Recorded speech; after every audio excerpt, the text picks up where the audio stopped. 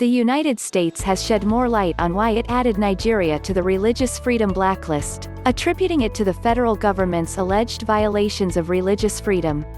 The U.S., despite the federal government's protestation of innocence, accused Nigeria of widening terrorism with little or no government response. But the U.S. Ambassador-at-Large for International Religious Freedom, Samuel Brownback, said on Tuesday night that Nigeria has been tolerating egregious acts taking place in that nation. Brownback, at a press conference, said the U.S. is seeing a lot of religious-tinged violence taking place. The U.S., on Monday, had designated Nigeria, China, Burma, Eritrea, Iran, the DPRK, Pakistan, Saudi Arabia, Tajikistan, and Turkmenistan as countries of particular interest for violating religious freedom.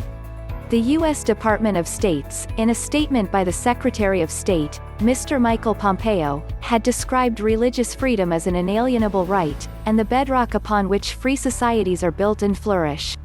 Also, the U.S. had earlier expressed concerns over the high rate of religious intolerance in various parts of Nigeria following acts often perpetrated by state actors.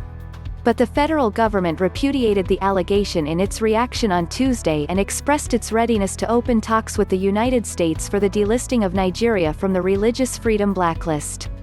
It also denied accusations by the U.S. that it is suppressing religious freedom in Nigeria.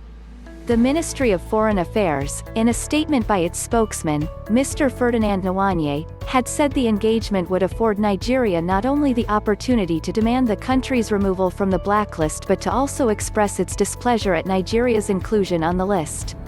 The Secretary and really the world has great concern about what's taking place in Nigeria at this time, and a number of terrorist groups are organizing and pushing into the country, Brownback said during the briefing of which statement was obtained by the cable yesterday.